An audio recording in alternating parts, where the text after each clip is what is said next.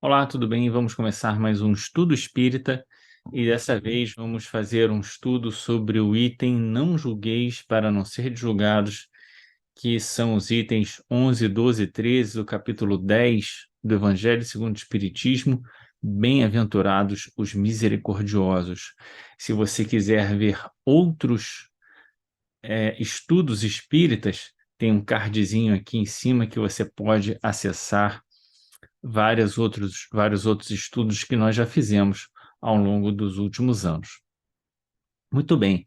Quando a gente, então, pensa no não julgueis para não ser julgados, a gente deve ter como primeira consideração a, a ideia de que Kardec coloca esse item dentro do capítulo Bem-aventurados os Misericordiosos, que tem como foco principal a ideia de da reconciliação com o adversário. Todo o capítulo versa sobre essa ideia. É a ideia de que, se você é o ofensor ou se você é o ofendido, cabe a nós, estando em um ou outro lado da questão, nos antecipar e ir, né, buscar a reconciliação com o adversário. Dentro desse campo é que a gente então vai encontrar a, a ideia do não julgueis para não ser julgados. E quando a gente pensa sobre isso, o primeiro ponto que vem, que é exatamente o ponto que abre esse capítulo, é a ideia do perdão, né? É a ideia do perdão, perdoai para que Deus vos perdoe, né? É, e a própria oração que Jesus nos ensina, quando ele nos diz: Senhor, ajuda-nos, perdoa-nos, assim como nós perdoamos a quem nos tem ofendido. Então, existe uma ideia de que, diante de Deus, da mesma maneira como nós perdoamos, nós julgamos aos outros, nós também assim seremos julgados. A lei de Deus faz com que a à medida que nós usamos para a avaliação e o julgamento dos outros, seja igualmente utilizada para conosco, para que a gente perceba se esse critério tem sido bom ou não, né? Se ele é agradável ou não. Exatamente quando a gente experimenta aquilo que nós fazemos para o outro, nós passamos a ter a percepção e o aprendizado, né? Aí a gente para e pensa assim, poxa, eu não queria que o outro tivesse um julgamento tão rigoroso, então também não vou fazer assim com ele. O curioso disso tudo é que ah, esse mecanismo da lei de Deus, ele vai atuar de forma silenciosa. Deus não fala para a gente, você está sendo muito rigoroso. O que acontece é que, ao longo da nossa vida, né, a gente foi muito rigoroso com alguém em alguma circunstância, né? Ou a gente é sistematicamente muito rigoroso nas circunstâncias da vida. O que vai acontecer é que, em algum momento, a gente vai ser objeto da avaliação e do julgamento dos outros.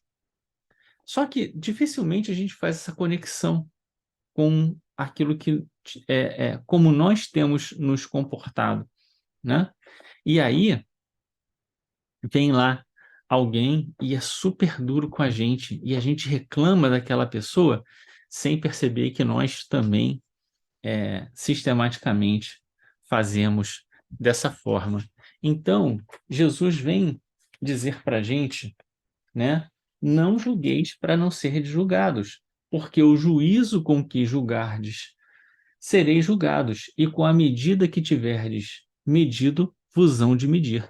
Então, é como se o mecanismo da lei de Deus se manifestasse nos homens e nas circunstâncias que aparentemente são aleatórias, mas que têm um sentido dentro da, desse, desse princípio maior.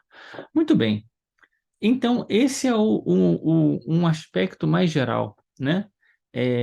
se nós queremos que a vida, botando aqui de forma mais ampla, as pessoas, as circunstâncias, né, sejam misericordiosos, sejam indulgentes com as nossas dificuldades, compreensivo com as nossas dificuldades, o caminho que nós temos que fazer é ser indulgente e compreensivo com os outros. Mas esse é um argumento principal, mas existem outros argumentos para a gente tentar compreender essa ideia do não julgueis para não ser julgados. O segundo argumento é a ideia de que como nós vamos julgar os outros se nós também temos as nossas dificuldades, né? E esse argumento é o argumento que Kardec traz no Evangelho segundo o Espiritismo, quando ele coloca na sequência das mensagens, dessa mensagem de Jesus, não julgueis para não ser julgados, na sequência ele coloca uma outra mensagem, que é a passagem da mulher adúltera. A mulher adúltera, todos nós sabemos, a história, ela foi pega em flagrante em adultério, portanto, ela não tinha, né, como dizer que não tinha feito, né? Ela sabia que aquilo era algo, ah, que era uma transgressão da lei, né? E claro que a gente pode pensar em circunstâncias em que isso foi feito, a hipocrisia da época, porque a mulher era apedrejada, mas o homem não, né? De todo modo, diante daquela circunstância, Jesus olha para as pessoas e diz: bom, atire a primeira pedra quem tiver sem pecado. Como é que você vai julgar o outro se você também está cheio de problemas, né? A narrativa diz que os mais idosos foram saindo primeiro porque tinham mais, né? Já reconheciam mais facilmente os seus erros, seus enganos, os seus problemas. Então, é, Jesus vai nos advertir em relação a isso. A ideia de que, olha, talvez a gente devesse ser condescendente ou então encontrar argumentos, né, que justifiquem por que os outros fazem isso nas nossas próprias desculpas, naquilo que nós queremos também que o outro reconheça em nós para ser é, misericordioso e ser compreensivo com as nossas dificuldades. Um terceiro argumento é o argumento sobre a possibilidade de nós errarmos na nossa avaliação, né? Então, a primeira forma de erro na nossa avaliação é quando nós, diante de um mesmo fato, né, somos muito severos com os outros e muito compreensivos conosco mesmos. É a passagem que Jesus nos lembra do por que você vê o argueiro no olho né, do seu vizinho e não vê a trave na frente dos seus olhos. Então, não só, né, a gente tem problemas que quer que os outros nos compreendam, mas às vezes o problema que a gente julga muito ver nos outros está muito mais latente dentro de nós, está muito mais vivo dentro de nós do que nós imaginamos, né? E é muito possível que a própria condenação que nós fazemos para o outro é apenas parte, né, daquilo que nós somos, de como nós vemos a vida, como nós estamos muito preocupados, né, porque isso nos afeta muito naquele problema, nós acabamos vendo nos outros de forma sistemática aquele tipo de problema também. Por isso tem um ditado popular, né, que diz que quando Pedro critica Eduardo, a gente sabe mais sobre Pedro do que sobre Eduardo, né? Porque isso diz mais das coisas que afligem a Pedro e que fazem com que ele esteja sempre vendo em todo mundo aquilo que está dentro dele. Então, esse é um outro ponto, né?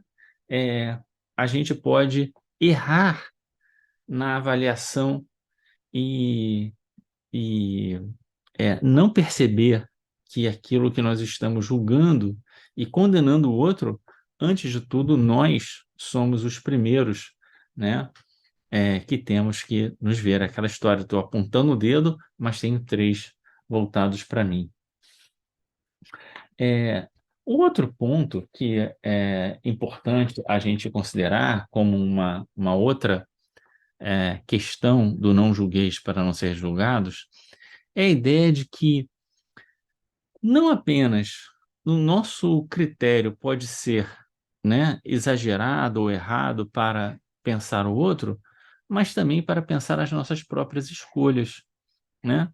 Afinal de contas, temos trilhado um caminho reto, sem erros, sem máculas, sem problemas, né? Para nós mesmos, nas nossas escolhas, as nossas escolhas têm trazido para nós razões de felicidade verdadeira, né?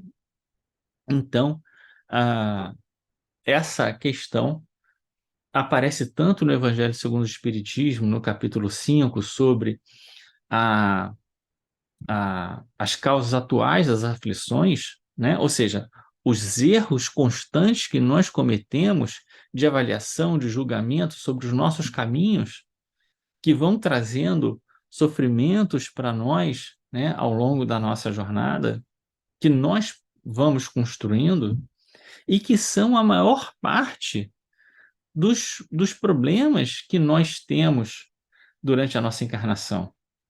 Mas também aparece na questão 257, que é o ensaio teórico da sensação dos espíritos, que vai dizer isso, a origem, né, dos nossos sofrimentos, a maior parte deles poderia ter sido evitado se a gente tivesse feito boas escolhas. E diz, é, quantos males, quantas enfermidades não se deve o homem aos seus excessos, à sua ambição, numa palavra, às suas paixões. Vamos guardar a ideia das paixões, porque ela vai voltar, certo? Muito bem. Então, veja que a forma como nós temos feito as nossas avaliações, os nossos julgamentos, eles podem parecer também um pouco equivocados, né? Mas aí a gente fica uma pergunta para nós. Não temos a lei de Deus como guia, né? A lei de Deus não tem sido para nós a referência para que a gente faça as nossas escolhas e os nossos julgamentos morais? Hum? Essa é a questão. E aí a gente vai ver que há uma questão no Evangelho segundo o Espiritismo, lá no capítulo 17, item 4, que vai falar sobre os bons espíritas e vai colocar exatamente essa questão.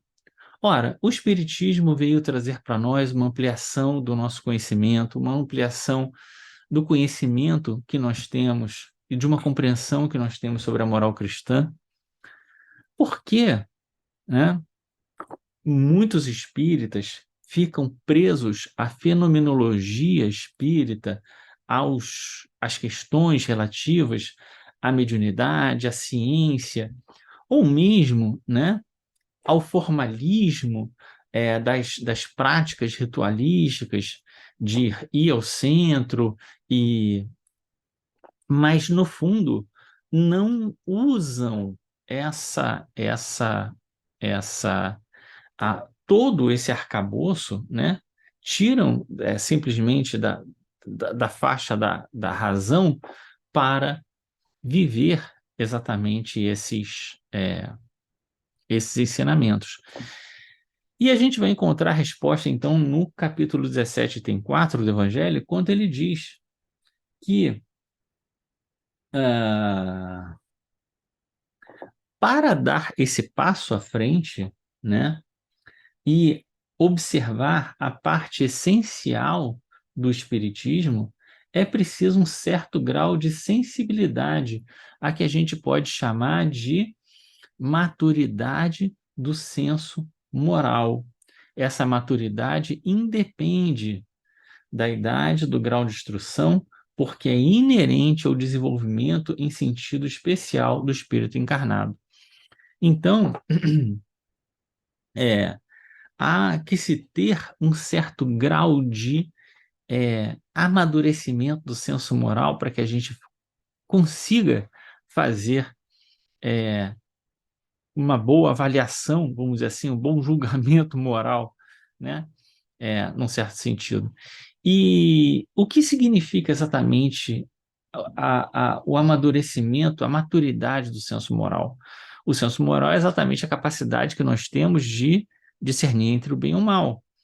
E a maturidade do senso moral significa um exercício sobre esse, é,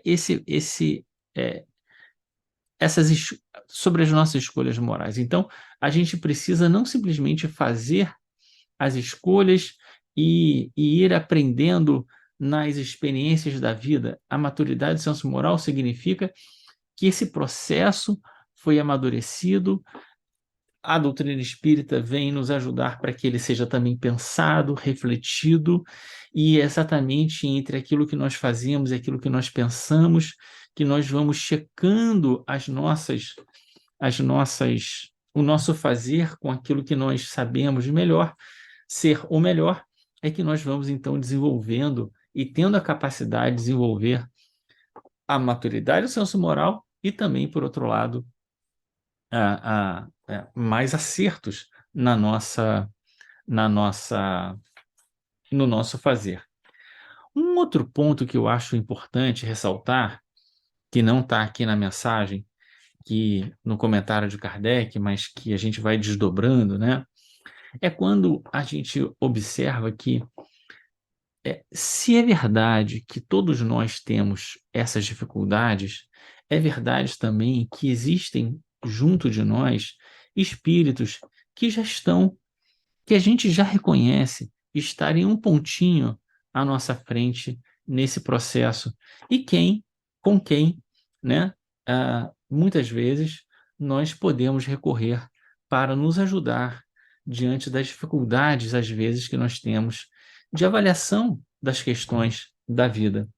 É muito curioso que na questão 915 do Livro dos Espíritos, que vai falar sobre o egoísmo, ah, e veja, os espíritos no Evangelho, principalmente nos capítulos iniciais do Evangelho, eles são muito duros em relação à caracterização da população na Terra, dizendo que são espíritos rebeldes à lei, né? Que aqui é um lugar de degredo. Kardec fala que aqui é um lugar de é, como é céu, inferno, de purgatório, para nós purgarmos as nossas dificuldades, né?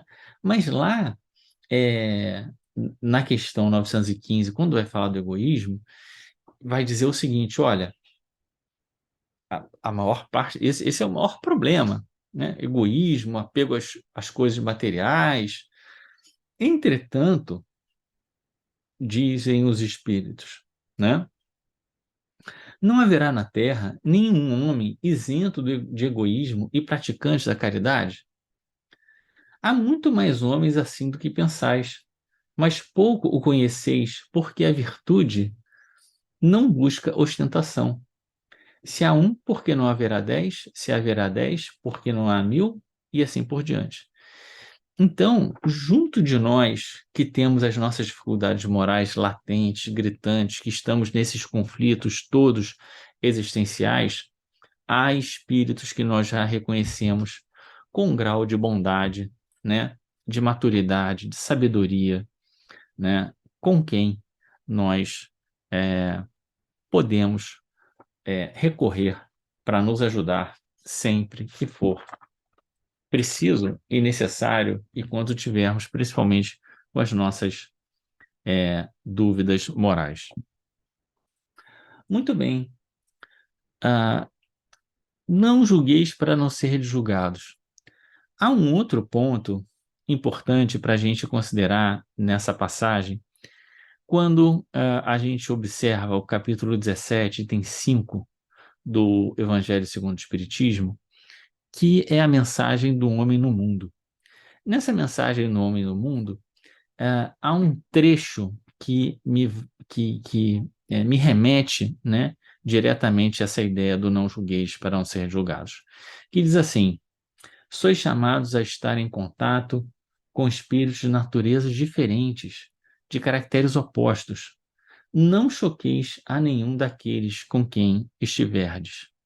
Então, cada um de nós, né, e vamos nos deparar com espíritos, com momentos, maturidades, né, diferentes, né, com capacidade de compreensão da lei de Deus distintas, né? Quem somos nós para acusar os outros de incapacidade ou de ignorância ou de qualquer coisa, se nós temos as nossas dificuldades? Já retratamos aqui, já falamos aqui sobre isso, mas de todo modo é importante a gente saber, né, que a maior parte das pessoas com quem nós vamos lidar no nosso dia a dia não são pessoas que estão é, no mesmo momento existencial do que nós, né? E nós não podemos impor ao outro as exigências que nós já começamos a fazer para nós mesmos, né? É, nem dizer para o outro que ele deve fazer o ideal, que é para nós ideal, e aquilo que nós não conseguimos ainda fazer também. Então, essa passagem, né? Olha, preste atenção, há uma diversidade muito grande, as pessoas estão em momentos diferentes, né? Pensa sobre isso, é, e, num certo sentido, deixa que as pessoas tenham as suas experiências. Deixa que elas tenham as suas experiências, que elas aprendam com as suas dificuldades, assim como nós aprendemos e passamos muito tempo sofrendo na tentativa e no erro até chegarmos no momento que nós estamos, em que tentamos refletir um pouco mais para ver se não erramos tanto e acertamos mais. Muito bem. Kardec chega num determinado momento, nesse capítulo, que ele vai mostrar uma certa, um certo incômodo com a ideia de que, bom, então a gente vai deixar as pessoas fazerem o que elas quiserem, elas errarem, elas que o mal se manifeste de qualquer forma, e não vamos fazer nada, né? É isso. E os espíritos vão dizer que não, não é assim, né? É importante que a gente repare no mal que existe em torno de nós, né? Há circunstâncias em que isso é um dever moral. Entretanto, né, sempre fica aquela advertência para nós, a advertência de que é tão importante quanto conseguir reparar, né, observar o mal existente é saber se nós já não o praticamos, né? Então, os espíritos vão se pegar em dois pontos principais: a ideia da autoridade moral, né? A autoridade moral é daquele que conseguiu, venceu, sabe da dificuldade e do exemplo, né? Então, você é capaz de dar um exemplo diferente do que você está fazendo, né? E aí, eu gosto muito de lembrar de um caso que aconteceu comigo. Eu sei que a gente não deve ficar contando muitos casos pessoais, mas eu acho que esse caso é muito ilustrativo e eu não quero ficar usando também nesses casos, né, apontando o dedo para os outros, né? O importante é a gente mostrar aqui que todos nós estamos nesse caminho de construção e de aprendizado. Então, eu sempre lidei no meu cotidiano com pessoas, né, familiares e amigos, que tinham vários vícios, né? Há esses vícios mais comuns, bebida, cigarro, essas coisas. E sempre me vi crítico, né, desse tipo de comportamento, né? Sempre me vi crítico. Não, desde muito cedo, não me envolvi nem com álcool, nem com cigarro, e sempre me coloquei, e sempre me vi me colocando numa posição muito crítica em relação a isso. Entretanto, chegou um dia em que eu fui no médico por conta de um problema de ouvido, e o médico, então, me recomendou que eu parasse de tomar café. E então eu falei, bom, tá bom, vou parar de tomar café. Parar de tomar café não é uma das coisas mais simples, porque você tem entre 2 e 3 dias de abstinência, né, e aqueles efeitos, né, decorrentes da abstinência, e você passa mal. Eu tentei fazer isso, você passa mal, você fica com a cabeça que você não consegue pensar em nada, você não consegue fazer nada direito, é muito ruim nesse sentido. E depois você fica, é, passa aquele efeito, mas você fica com o, o, o resultado do hábito, né? O resultado do hábito, que é você pensar, pô, agora, nossa, agora um café ia bem, agora, né? Se eu fizesse, né? Nossa, um café aqui, né?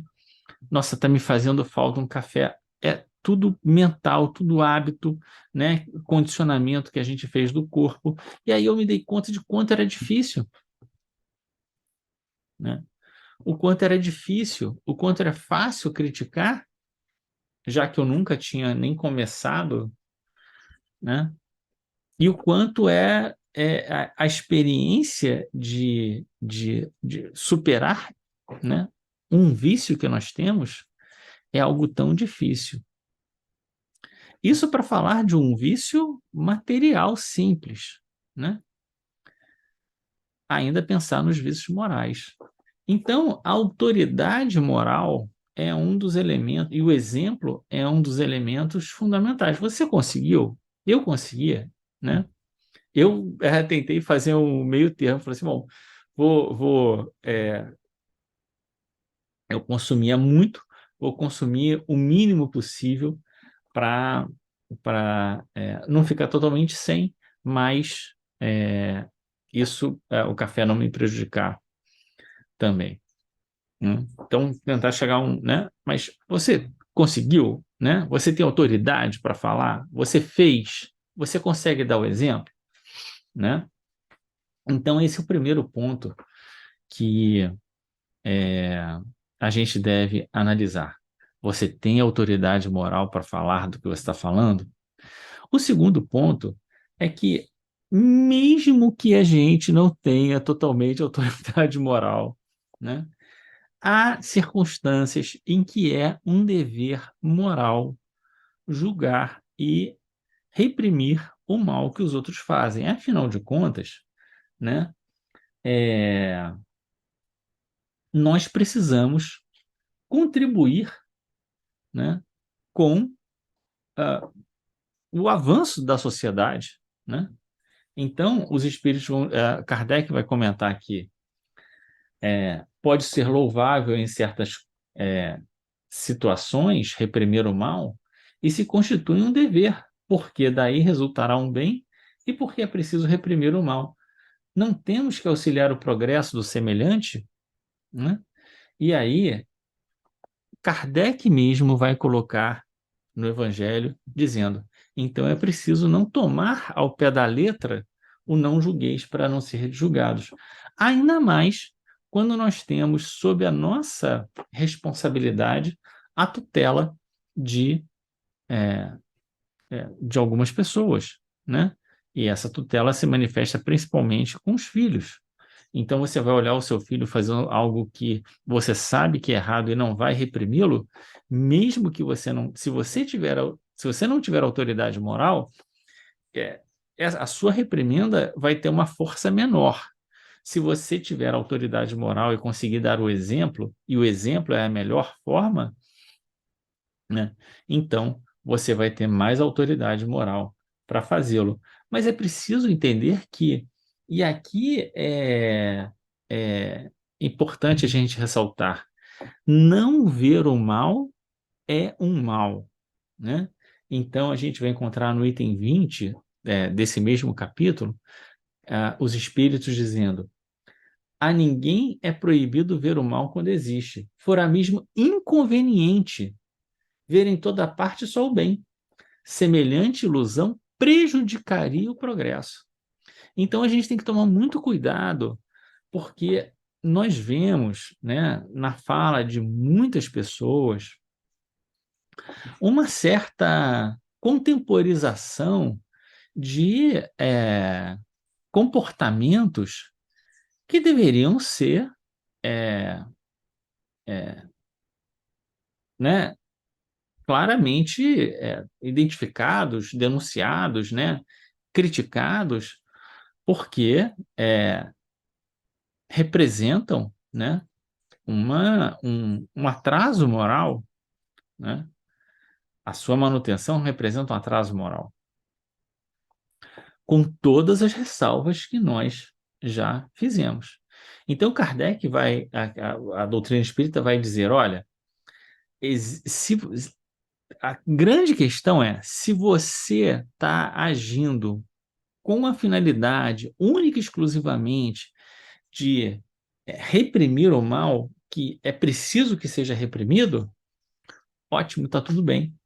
Você pode fazer isso. Até dizem como você deve fazer, né? Você deve fazer, primeiro, pensando, essa ação que a pessoa está fazendo, ela só prejudica ela? Então deixa. Se ela prejudica outros, aí você tem um dever moral de agir. Mas tenta fazer com que isso não a desqualifique diante dos outros, com que isso tenha um menor impacto possível, com mais caridade, com mais indulgência possível, observando todas as formas que você puder de contemporizar, né, aquela situação, embora existam situações que precisem ser de fato reprimidas, principalmente quando o mal que alguém faz acarreta o prejuízo para muitas pessoas. O que nós não podemos é simplesmente usar da maledicência, né? Falar, acusar o outro só para prejudicá-lo diante das pessoas, diminuí-lo aos olhos dos outros, né? Esse é um tipo de comportamento que não deveria caber a nenhum de nós. Muito bem. Então, não julgueis para não ser julgados é o nosso tema. Um tema difícil, porque ele acaba incidindo sobre a nossa própria fragilidade, né? Sobre a nossa própria, sobre a nossa própria inferioridade. E, num certo sentido, é por isso que nós encontramos ainda no mundo tanta instabilidade, porque as leis vão mudando tanto, porque a gente vai entendendo que aqueles critérios que nós achávamos que eram os mais corretos, opa, já encontramos ali um problema, né? Vamos refazer esse processo. Então, muita cautela, né? Muita cautela quando a gente for olhar para o outro, e a recomendação é sempre que a gente o faça olhando antes para a gente mesmo e pensando o quanto nós podemos aproveitar daquela experiência para o nosso próprio crescimento. Santo Agostinho vai dizer, né, na questão, quando ele fala sobre o conhecimento de si mesmo, né? Olha e pensa, né? Será que eu já fiz isso? Será que eu faço isso? Será que isso também não está em mim? Né? Esse processo de amadurecimento do senso moral é a chave da questão e a gente deve, então, se voltar, né, para o quanto nós conseguimos ter misericórdia ao olhar para a dificuldade alheia e quanto nós conseguimos ser severos conosco mesmo. Que Deus nos abençoe e que nós possamos é, avançar, então, na compreensão do não julgueis para não ser julgados. E fica a dica aqui, tenha o seu livro Evangelho segundo o Espiritismo, os seus livros da codificação. Vou colocar aqui embaixo um link para que, se você não tenha, adquira agora e faça os seus estudos com o livro na mão, marcando, porque é assim que a gente vai memorizando as passagens e isso vai nos ajudando a, a refletir mais constantemente sobre é, os ensinos dos Espíritos para nós. Tá certo? Que Deus te abençoe, que Deus abençoe a você, sua casa, sua vida, que Deus abençoe a todos nós nessa aventura, essa grande, é, esse grande desafio que é da construção de nós mesmos. Fica com Deus, um grande abraço e até.